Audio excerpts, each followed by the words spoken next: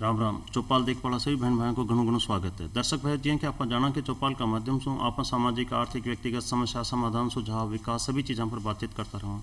आज भी बातें कर आप अपने खुद के लिए अपने परिवेश के लिए स्वच्छता के लिए जी का माध्यम से कि अपने जीवन डिपेंड करे और जीवन के लिए स्वच्छता को कतरो महत्व है। स्वच्छता माँ सबकी जिम्मेदारी है और इन आप क्या निर्वाह करा की क्यों आवश्यकता है इस चीज़ पर आज बातचीत करवाटे माँ के साथ में मौजूद हैं छोटू राम जी मीणा साहब वीडियो साहब जो खेतड़ी झुंझुनू सा हैं। मीणा साहब माँ का कार्यक्रम में आपको घणो घणो स्वागत है। राम राम। मीणा साहब, सबसे पहले यदि आप देखा तो आदिकाल से लेकर आज तक जीवन में स्वच्छता को एक महत्व हमेशा से ही बने रही है। हमेशा अपना पुरखा अपना ही सिखाता रहा है कि रोटी खाओ से पहले हाथ धो लिया करो, रोजाना नहाओ, दंत मांजन करो और शरीर की स्वच्छता रखो। शरीर के साथ साथ में अपना घर की रखो, गांव की रखो, एक व्यवस्था के तहत में हमेशा अपन सिखाया जाता रहे। स्वच्छता एक महत्वपूर्ण विषय है और जीवन से जुड़े हुए है। स्वच्छता अपना जीवन में कतरो महत्व रखे एक बार में अपना दर्शक बहन से आप शुरुआत करें बातचीत की। स्वच्छता तो जीवन में बहुत महत्व रखती है क्योंकि स्वस्थ शरीर में ही स्वस्थ मस्तिष्क पाया जाता है। और किसी भी सभ्यता के अंदर अगर विकास के बेहतरीन आयाम और समृद्धि की ओर जाना है तो उसे स्वच्छता के बेसिक पैरामीटर्स को अपनाना पड़ेगा। अब स्वच्छता के अंदर व्यक्तिगत स्वच्छता जिसमें व्यक्ति स्वयं की स्वच्छता रखे, उसके बाद में अपने परिवार और उसके मोहल्ला और उसका गांव या शहर है और फिर बाद में राष्ट्र का बात आती है। अब उसमें स्वच्छता के लिए एक व्यक्ति अगर स्वस्थ हो, जैसा कि अपन ने कोरोना में देखा कि एक आदमी को अगर आपने वैक्सीनेट कर दिया तो दूसरे लोगों को नहीं किया तो बात वो क्यों रहती है। बिल्कुल एक स्वच्छ रहने से नहीं, स्वच्छता एक पूरी समाज का एक बिहेवियर है और ये व्यवहार से जुड़ा हुआ है। जब तक हर व्यक्ति का व्यवहार परिवर्तन नहीं होगा, हर आदमी स्वच्छ रहेगा और गांव के अंदर हर व्यक्ति हर परिवार को उससे जोड़ना पड़ेगा। तो स्वच्छता का बहुत महत्व है, ये एक सामूहिक जिम्मेदारी है। जी मीना साहब, बिल्कुल सही है कि स्वच्छता अपनी सामूहिक जिम्मेदारी है और व्यक्ति का खुद का ठासो शुरू है। आदमी खुद आपकी व्यक्तिगत स्वच्छता शुरू करे। व्यक्तिगत स्वच्छता का पैमाना पर आप कुछ बोलता हुआ अपन घर समाज और राष्ट्र की जो जिम्मेदारी देवा की बात करें, इन आप बताओ चाह रहे हैं कि हर व्यक्ति की एक साझेदारी है। वो सुबह उठे तो खुद अपना आपने स्वच्छ करे, फिर आपका घर में भी स्वच्छ करे। अपनी महिलाओं ने ही विशेष तौर से जिम्मेदारी दी कि बस सारा घर की सफाई करे। पुरुषों की भी जिम्मेदारी वैसे के इस चीज़ पर अपना सब दर्शक से आप बातचीत करना चाह रहे हैं। बिल्कुल, व्यक्तिगत स्वच्छता से जब शुरू करेंगे आदमी में तो उसके अंदर खुद के व्यवहार में परिवर्तन होगा। अब जैसे निर्मल भारत अभियान और स्वच्छ भारत मिशन के अंदर हाथ धोने की जो बात कर रहे हो, हाथ धोने के प्रोटोकॉल है कि कैसे हाथ धोना चाहिए। पहले ऊपर से हाथ धोना शुरू करें, फिर उसके बाद में पूरा हाथ करें, फिर साबुन से हाथ धोएं। बार बार हाथ धोने की बात और भी महामारी के अंदर भी आई। तो स्वच्छता व्यक्ति से शुरू होनी चाहिए, उसके बाद में उसके परिवार के अंदर बहुत सारी चीज़ें, यहाँ तक कि तो अभी व्यक्तिगत स्वच्छता के अंदर एक बहुत अच्छा पैरामीटर और भी आया है कि महिलाओं के अंदर जो महामारी की जो प्रवृत्ति है उसके ऊपर गवर्नमेंट अब और ज़्यादा फोकस कर रही है, क्योंकि आने वाले समय में ये भी स्वच्छ भारत मिशन से जुड़ा हुआ कंपोनेंट है। सैनिटरी नैपकिन्स आप कई रेलवे स्टेशनों पे कई जगहों पे देखते होंगे, कई जगह पर नारे भी हैं, कई जगह स्कूलों में दिया जाता है। तो व्यक्तिगत स्वच्छता के बहुत सारे पैरामीटर्स हैं। पहला सबसे बड़ा जो काम हमने करा था वो था कि मानव मल का उचित निष्पादन, open defecation free. Open defecation में सबसे बड़ा जो अशुद्धि है समाज में वो है मानव मल। और मानव मल अधिकतर हमारे समाज में हजारों सालों से व्यक्ति बाहरी मानव मल का त्याग करते रहे। तो ओपन डेफिकेशन बहुत बड़ा एक मुद्दा था जिसको हमने व्यक्तिगत शौचालय बना के, इंडिविजुअल हाउस होल्ड बना के उसको हमने एक स्तर तक प्राप्त कर लिया। अब वो स्थितियाँ नहीं है। पहले गांव में हम जाते थे तो बाहर लोग सोच करते रहते थे, या मूत्रालय नहीं थे, शौचालय नहीं थे। अभी तो सरकारें यहाँ तक कि भी सामुदायिक शौचालयों की बात हो रही है। व्यक्तिगत शौचालय बनने के बाद में ओपन डेफिकेशन, ODF का नाम सुना होगा आपने। ODF जो है ओपन डेफिकेशन फ्री हो गए हम। इसका मतलब कि गांव के अंदर अब कोई भी आदमी बाहर शौच करने नहीं जाता है। बाकी अब आगे की स्टेप जो है उसके अंदर ये हो रहा है कि कम्युनिटी टॉयलेट्स बन रहे हैं शहरों में, गाँव के अंदर कम्युनिटी टॉयलेट्स बन रहे हैं। उसके लिए पानी की व्यवस्था की जा रही है, उसकी सफाई की व्यवस्था की जा रही है। हालांकि उसमें अभी कई सारे चैलेंजेज है, कई चुनौतियां हैं, लेकिन ये काम हो रहा है। व्यक्तिगत स्वच्छता से आप शुरू करें बातचीत में, तो हमेशा देखी जाए कि आपने बता रहे हैं कि बारे खुला में सोच जावा की जो प्रवृत्ति आपने बुजुर्गों में रही और समय के साथ में जो रही मौजूद, आज भी प्रवृत्ति ने पूरी तरीका से रोकथाम करी गई है और बी के लिए सुविधाजनक व्यवस्था भी करी गई है। ये नहीं कि केवल रोकथाम करी गई है, बल्कि बी की सुविधा और घर घर में पहुंचाई गई है ताकि आदमी बाहर जावटे मजबूर नहीं हुए। व्यक्तिगत स्वच्छता के बाद में आपने मिशन बनाया कि आज ग्रामीण जो आप देखेंगे, ग्रामीण जो अपना राजस्थान है या पूरा भारत की भी बात करें, तो जो स्वच्छता का पैमाना अपने गंज शहरा में उपलब्ध है वह अपने ग्रामीण क्षेत्र में भी कुछ कम उपलब्ध है। बी के लिए सरकार कई विशेष प्रयास कर रही है। उसमें गांव और शहर का जो सामाजिक ढांचा है, उनकी बसावट है, उनमें फ़र्क है। शहर का जो बहुतायत संख्या जो होती है, घनत्व में एक ही जगह पर निवास करते हैं और पूरी तरह से जुड़े रहते हैं। वहाँ पर अगर कोई ट्रॉली आएगी या सुबह कोई लॉरी आएगी तो वहाँ पर इधर उधर से सब कचरा डाल के उसमें, अब ये चल भी रहा है शहरों के अंदर तो, लेकिन गांव के अंदर ये चीज़, गांव के अंदर जो बसावट है वो गांव के बाहर छितरी स्थिति में रहती है, तो वहाँ पर वो प्रैक्टिस इतनी ज़्यादा प्रभावी नहीं हो पा रही है। लेकिन अभी जो गवर्नमेंट ने नया जो प्रोग्राम चलाया है, सॉलिड लिक्विड वेस्ट मैनेजमेंट, इसमें सरकार ने बहुत सारे संसाधनों को कन्वर्ज किया है। उसके अंदर नरेगा को इन्वॉल्व किया है, उसमें स्टेट फाइनेंस कमीशन है, सेंट्रल फाइनेंस कमीशन है, उनके रिसोर्सेज से गाँव के अंदर इस तरह की व्यवस्था की जाए कि गाँव में जगह जगह पर कचरा पात्र रखे जाए। गाँव के अंदर लोगों को, वहाँ पे हाउस होल्ड्स को ये बताया जाए कि वो अपने पास में बाल्टी रखे, और उसके बाद में जब भी वहाँ एक कार्ट की व्यवस्था भी की जा रही है। अभी हमने टेंडर करवाए हैं वहाँ पर खेतड़ी में, और जगह भी हो रहे हैं, जो बुलक कार्ट या ऑटो रिक्शो वो गांव की गलियों के अंदर चलेगा, उसके अंदर वो कचरा डालने की प्रवृत्ति लोगों में डेवलप होगी। और एक आरआरसी डेवलप कर रहे हैं हम। आरआरसी मतलब रिसोर्स रिकवरी सेंटर, जो गांव के बाहर, जिसके अंदर गांव का पूरा कचरा ले जाके वहाँ करें। एक तरह से वो एक यार्ड होगा जिसमें वेस्ट डाला जाएगा और कुछ समय के बाद में वो गलने के बाद में खाद के रूप में काम आएगा। तो एक तरह से वो एक साझा संपत्ति है गांव की, और ग्राम पंचायत उसको अपने निजी आय के लिए इस्तेमाल करेगी। एक कचरा के तौर पर देखा तो आपने सामने बहुत बड़ी विकट समस्या रही है प्लास्टिक कचरा की। इनमें बहुत सारों प्रतिबंध अपन लगा भी रहे हैं, नियम, अधिनियम, दंडात्मक व्यवस्था सारी के लिए करी गई है, लेकिन फिर भी प्लास्टिक जीवन का अभिन्न तरीका से जुड़ भी रखे हैं। प्लास्टिक कचरा अपना आप में एक बहुत बड़ी समस्या है। प्लास्टिक कचरा के निस्तारण के संबंध में शहर में भी और ग्रामीण क्षेत्र में दोनों में बतरी की बतरी समस्या है। ग्रामीण क्षेत्र में को कहीं समाधान ढूंढ पा रहे आप? प्लास्टिक कचरा खास तौर से ये कचरा वो कचरा है जो नॉन बायोडिग्रेडेबल है। नॉन बायोडिग्रेडेबल कचरे वो होते हैं जो ज़मीन के अंदर मिटने के बाद में उसका खाद नहीं बनता है। ऐसे बहुत सारे कचरे हैं, ये इन्वायरमेंट के लिए सबसे ज़्यादा डेंजरियस है। इसके डिस्पोजल के लिए सबसे पहले तो ये है कि एक तरह की जो प्लास्टिक है जो सबसे ज़्यादा खतरनाक है, उसको सरकार ने बैन भी कर दिया। उसका इन्फोर्समेंट भी हो रहा है दुकानों के ऊपर, कई जगह पर इसकी चेकिंग भी होती है।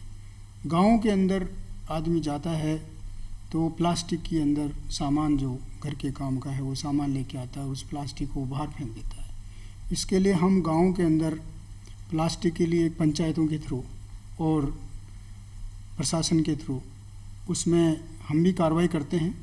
बाकी अभी गाँव के अंदर प्लास्टिक के कचरे को संग्रहण करने की प्रवृत्ति के लिए थोड़ा काम करने की ज़रूरत है।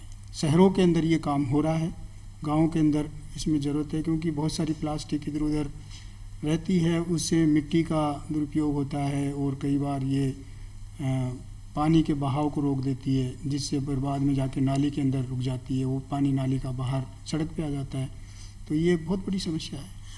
स्वच्छ भारत, स्वस्थ भारत, दोनों चीज़ों में एक संयोग है। यदि स्वच्छ है तो स्वस्थता अपने बीच में मौजूद है, और पूरा भारत के लिए जरूरी है कि आपने स्वच्छता का मिशन है आप एक क्रांतिकारी तरीका से, एक आक्रामक तरीका से आपने अपनावा और अपने जीवन शैली में इन्हें शामिल करा। आपने सबकी एक जिम्मेदारी है।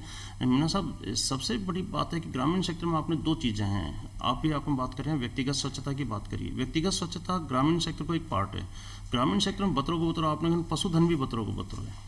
अब आदमी और यानी मानव और के साथ में पशुधन, दुनिया के अलग अलग डिस्पोजल्स हैं, अलग अलग तरीका के वहाँ का समाधान है। तो ये जो आपने कहा पशुधन है, पालतू है, आवारा पशुधन भी है और जंगली पशुधन भी है, पशु भी हैं, आ सबका डिस्पोजल्स का कई तरीका हैं और आंसू का डिस्पोजल्स आप अपनी स्वच्छता ने क्या साफ रख सकें।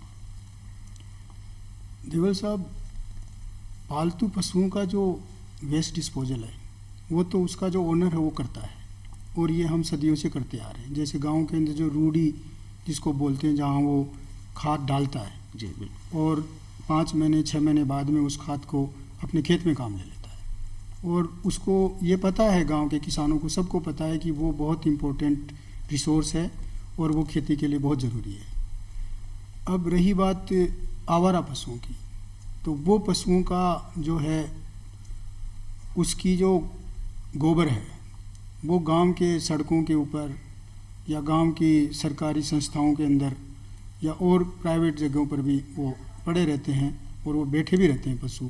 तो ये हमारे लिए बहुत बड़ी समस्या है। इसके लिए सरकार ने बहुत सारी जगह गौशालाओं को अनुदान दिया है, बहुत सारी स्वयंसेवी संस्थाएं इसके अंदर काम कर रही है, बहुत सारे धार्मिक संस्थाएं और मंदिर ट्रस्ट इसमें गौशालाओं का संस्थागत कर रहे हैं, इनका गठन कर रहे हैं और इन आवारा पशुओं को अपने यहाँ पर रख रहे हैं। रखने की बात जहाँ तक है, तो बहुत सारी जो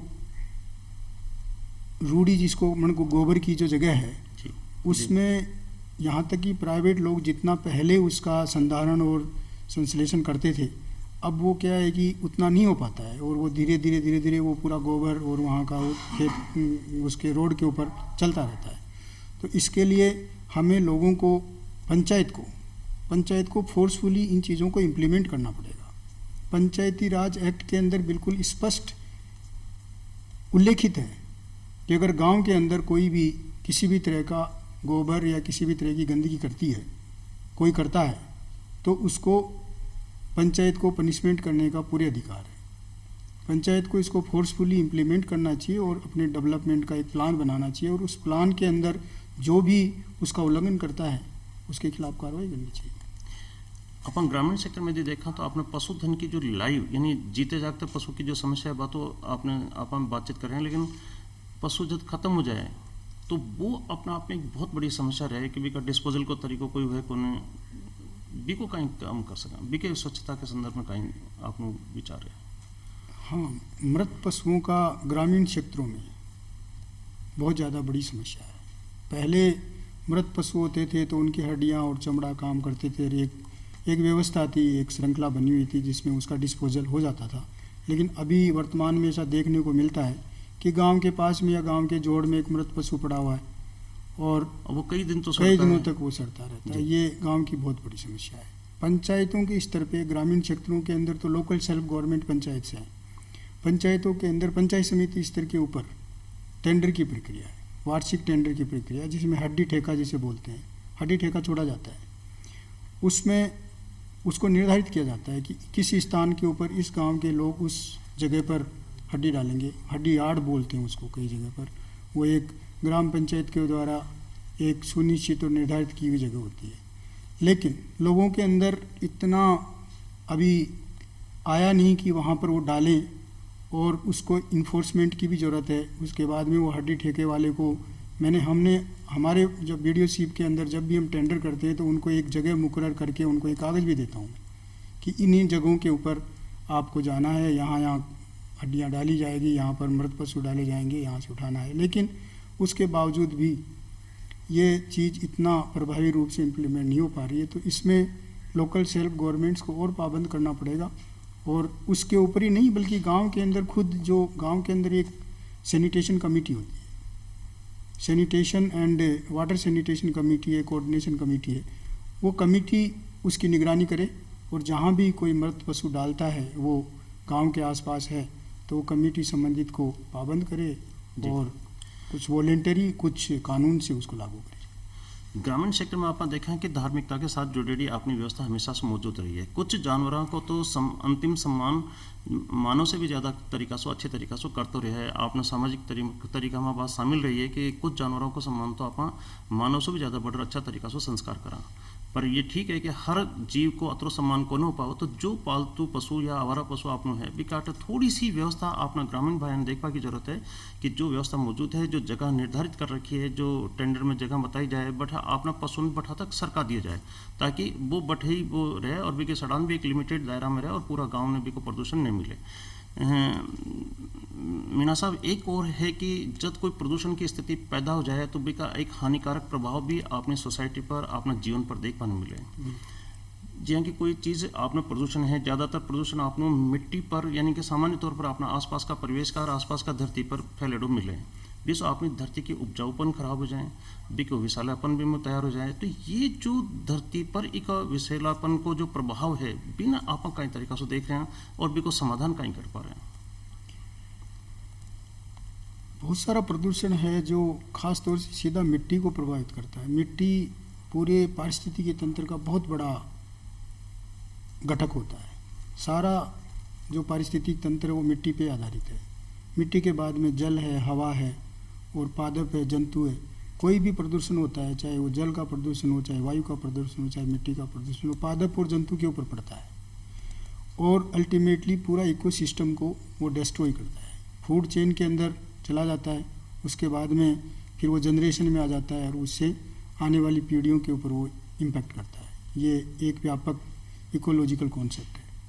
इसमें जो मिट्टी का प्रदूषण है, ख़ास तौर से जो नॉन डिग्रेडेबल सब्सटेंस है, जिसके अंदर प्लास्टिक है, बहुत सारे कांच हैं, बहुत सारे इस तरह की पदार्थ हैं जो गल के मिट्टी के साथ में खाद में निर्मित नहीं होते, उनके बारे में उनको एक अलग से छांट के अलग अलग, आजकल गाँव के अंदर, शहरों के अंदर ये बात बहुत ज़्यादा प्रचारित की जा रही है, बताया जा रहा है एक्टिविटी से कि आप इनको एक निश्चित स्थान पे डालिए। उसके बाद में जो रिसाइकलिंग वाले होंगे उनको रिसाइकिल किया जाएगा, जो डिग्रेडेबल होंगे उनको डिग्रेडेबल किया जाएगा। उनका चक्रण की व्यवस्था है सब जगह पर की कोई भी चीज़ अगर वेस्ट नहीं होती, अभी उसको कचरा बोल भी नहीं रहे, उसको बोल रहे हैं रिसोर्सेज। इसका मतलब कि वो कचरा नहीं है, वो बाद में फिर काम आएगा। तो ये चक्रण की प्रक्रिया, तो उसको वापस चक्रित किया जाना चाहिए, उसको रिसाइकिल किया जाना चाहिए और उसको एक जगह इकट्ठा करके और वहाँ पर उसको संग्रहित करके और फिर गवर्नमेंट के एफर्ट से, सरकारी तंत्र के द्वारा, और इसमें और भी कई सारी स्वयंसेवी संस्थाएं हैं, इन्वायरमेंटलिस्ट हैं, वो सब इसमें साझा प्रयास होने की जरूरत है। इसमें ग्रामीण भाई बिल्कुल से देख रहे हो कि आपने बीच में जो कचरो है बिको अब पुनर्उपयोग की स्थिति बन गई है। मतलब आपने एक बार जिस चीज़ ने बेकार समझ फेंक दे रहे हैं वो दूसरा बतरिया सेट है और बी के माध्यम से एक वापस बिको उपयोगी अस्तित्व वापस बनाए जा रहे हैं और वो अपने जीवन में वापस रोटेट कर रही है। यानी कचरा भी नहीं, और कचरा को रीउपयोग होगा तो वापस एक बिजनेस होगा, रोजगार होगा और वापस आपने एक सुविधा भी होगी। तो आपने कचरा सिर्फ कचरो ही नहीं समझे, आवश्यकता सिर्फ ये बात की है कि आप सिस्टम से डिस्पोजल करा। जैसे जी सूखा कचरा ने, गीला कचरा ने, कांच का कचरा ने, या कोई और जो जिस तरीका को औद्योगिक कचरा तो भी न अलग करा, पानी का कचरा की जो समस्या है बीका जो तत्व है बान कुछ अलग तरीका से डिस्पोजल करा, तो अलग अलग करा तो आपने वो समाधान बहुत अच्छे तरीके से बैठ सके। मीना साहब, बात ये कि एक और जो ग्रामीण सेक्टर में है पानी अपना बहुत कम है। ग्रामीण सेक्टर में पानी को संकट हमेशा से रहे, जो कुछ भी है वो संसाधन बहुत लिमिटेड रहे। लेकिन आप देखा कि एक गांव को पूरा दबाव भी संसाधन पर ही रहे, चाहे वो हैंडपंप हो, चाहे पास की बावड़ी हो, चाहे वो कुओं है। दिखा आसपास में लोग दैनिक क्रिया भी बैठे करें, हाथ नहावा धोवा की व्यवस्था भी बैठे रखे, आपका जानवरान धुलावा की व्यवस्था आप कई बार देखा है खुली बावड़ी के आसपास में, तो भी हम जानवर भी बैठे ही नहा रहे हैं और पीवा का पानी को स्रोत पे बोई रहे हैं। ये बड़ी विकट समस्या है कि आपने जल को संकट, आपने बहुत स्वच्छता और स्वस्थता दोनों के लिए घातक है। इसके बारे में अपना दर्शक भाई से बातचीत कर। जल की मात्रा तो लगातार कम होती जा रही है। अब मात्रा कम हो रही है, प्रदूषण बढ़ रहा है, तो उसकी गुणवत्ता में भी बहुत ज़्यादा गिरावट आई है। जो हमारे पास उपलब्ध जल है, ख़ास तौर से सरफेस जल जो सतह के ऊपर है, वो नदियों में है, तालाब में है, जोड़ में है। इस जल को, ये जल आसानी से उपलब्ध जल है। भले ये पीने योग्य नहीं है, पीने योग्य ही था पहले तो सभी लोग जोड़ के नदी के पानी का इस्तेमाल करते थे, लेकिन अब कुछ तकनीकी प्रगति होने से या औद्योगिकरण होने से और नगरीकरण होने से जल का प्रदूषण बढ़ गया। इस बढ़ते प्रदूषण में हम जो ग्राउंड वाटर जो नीचे जा रहा है, दिनों दिन ग्राउंड वाटर नीचे चला जा रहा है और सतही जल लगभग समाप्त सा हो रहा है। इन परिस्थितियों में हमारे पास जो भी जल है उसको हम एक न्यायिक रूप से उसका उपयोग करें। Judicial use of the water, ये बहुत आज की ज़रूरत है। इसके लिए हमको इतना किफ़ायती होना पड़ेगा कि हमें कितना जल का इस्तेमाल करना है। दूसरी बात, जो उपलब्ध जल है उसको हमें वेस्ट नहीं करना है, उसको दूषित नहीं करना है। इसके लिए गवर्नमेंट के स्तर पे जैसे झील संरक्षण प्रोग्राम, नदी संरक्षण प्रोग्राम और पुराने कुएं बावड़ियों के पुनरुद्धार, जो पहले वाटर हार्वेस्टिंग के तरीके हुआ करते थे। आपने सब जानते हैं कि पुराने किले अरावली के ऊपर जो महल बने हुए हैं उनके अंदर एक टाँका हुआ करता था, एक बावड़ी हुआ करती थी। वो बावड़ियाँ अब वापस उनका पुनर्जीर्णोद्धार हो, पुराना कुआं जो गांव के बीच में है उनका पुनरुद्धार हो, और जो पानी बरसात का आता है उस बरसात के पानी का जल ग्रहण की जो व्यवस्था है उसमें छत का पानी बह के आता है, उसको वाटर हार्वेस्टिंग टेक्निक्स है। इसके लिए अलग से बहुत सारे प्रयास किए जा रहे हैं कि जल जो आता है बरसात का उसको नीचे टाँका बना के उसको संरक्षित रखें, उसको पीने के काम में लें। अगर पीने के काम में नहीं है तो जो दूसरे काम होते हैं उनमें काम में लें, ताकि पीने के पानी के काम के ऊपर भार कम हो।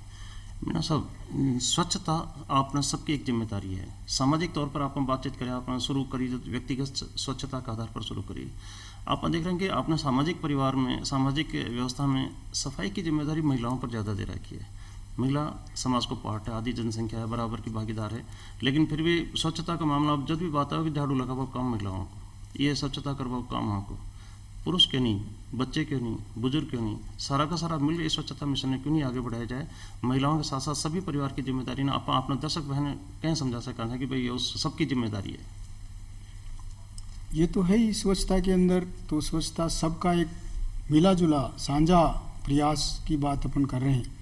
तो इसमें यह नहीं है कि महिलाएं ही उसको, महिलाएं तो कर ही रही है, सबसे ज़्यादा महिलाओं का विशेष योगदान है। और महिलाएं ऐसा है, सब महिलाएं तो जो किचन वेस्ट है, जो सबसे बड़ा वेस्ट होता है, उसका डिस्पोजल महिलाएं करती है। अगर पुरुष या बच्चे थोड़ा सहयोग करें उसके अंदर, और जो भी वो प्लास्टिक की थैली लेके आते हैं या कोई फल लेके आते हैं या सब्जियां लेके आते हैं, तो उनको यूज करने के बाद में उसका जो वेस्ट बचता है वो अपने जो मकान के अंदर जो डब्बा पड़ा हुआ है उस डिब्बे में डालें। और उसके बाद में जो सुबह कोई बुल कार्ट आ रही है या कोई साइकिल आ रही है जो कचरा इकट्ठा करके ले जाती है, लोरी आ रही है, उसके अंदर डालें। मीना जी, मैं थोड़ा सा यह जोड़ चाहूँ कि गीला सूखा कचरा ने अलग अलग कर सका, जी तरीका को कचरा भी ने एक अलग करके रखा तो ज़्यादा बढ़िया रह सके। बिल्कुल जी। तो सामाजिक जिम्मेदारी में महिलाओं के साथ साथ पूरा परिवार की जिम्मेदारी है कि वो करे। एक है कि औद्योगिक युग में आज औद्योगिक अपशिष्ट के रूप में पानी, वायु और धरती तीनों पर एक बड़ा गंभीर असर है। औद्योगिक आवश्यकता अपनी है आज आर्थिक प्रगति के लिए, वो भी बहुत महत्वपूर्ण घटक है अपने लिए। औद्योगिक प्रदूषण का इफेक्ट ना अपन क्या कम कर सकें औद्योगिक, क्योंकि वो स्वच्छता पर डायरेक्ट असर करे। हाँ, औद्योगिक प्रदूषण इन्वायरमेंट में वायु प्रदूषण तो करता ही है। उसके साथ में जो मेजर प्रॉब्लम औद्योगिक प्रदूषण की ये है कि उससे निकलने वाला जो लिक्विड वेस्ट है वो हमारे जो पुराने जो रिवर चैनल्स थे उन चैनल्स के अंदर इंडस्ट्रियल एरिया से निकल के, और जो पुराने जो नाले थे जो नेचुरल फ्लो था उसमें से होता हुआ आगे निकलता जाता है। धीरे धीरे वो ग्राउंड वाटर में परकुलेट हो जाता है। वहाँ के आसपास के जो वाटर बॉडीज़ हैं, चाहे वो जोड़ हो, चाहे तालाब हो, चाहे वहाँ का कुआं हो, वहाँ तक पहुँच जाता है और वो जाके सामान्य उस क्षेत्र के लोगों के जीवन को प्रभावित करता है। इसके साथ ही उस औद्योगिक के जो रेड वाटर जो वहाँ से निकल के आ रहा है, अगर उसको वहाँ के आसपास के पशु अगर पी लेते हैं या पक्षी पी लेते हैं तो वो भी उससे बीमार होते हैं। इसको करने के लिए वहीं पर उसकी रिसाइकलिंग होनी चाहिए। रिसाइकलिंग प्लांट साथ में, किसी भी इंडस्ट्री के साथ में, अगर वाटर यूज इंडस्ट्री है और उसमें बहुत ज़्यादा वाटर का इस्तेमाल हो रहा है तो उसका वाटर रिसाइकलिंग प्लांट उसके साथ अटैच होना चाहिए। वायु प्रदूषण तो अब चल रहा है, बहुत ज़्यादा है, कोयले से होता है, लेकिन फिर भी जैसे विंड एनर्जी है, सोलर एनर्जी है, रिन्यूएबल एनर्जी है, जिनके अंदर वायु प्रदूषण कम होता है, जी। उन टेक्निक्स का इस्तेमाल करना चाहिए। जी। स्वच्छ भारत स्वस्थ भारत। स्वच्छ भारत माँ की सबकी एक जिम्मेदारी है और अपनी स्वच्छता के लिए, स्वस्थता के लिए अपनी स्वच्छता ना आपा ये जिम्मेदारी ने भली भांति निर्वाह करा। अपनी देश की प्रगति स्वच्छ भारत पर, स्वस्थ भारत पर ही टिकेड़ी है, तो आप इन मिशन ने आप एक मिशन के तौर पर लिया और एक ही जिम्मेदारी ने आप निर्वाह करा। आज का कार्यक्रम हमारे साथ मीणा साहब पधारे, आपको बहुत बहुत धन्यवाद। नई चौपाल में नई चर्चा के साथ फिर हाजिर हो जाए, जब तक के लिए लें विदा। धन्यवाद। राम राम। राम राम।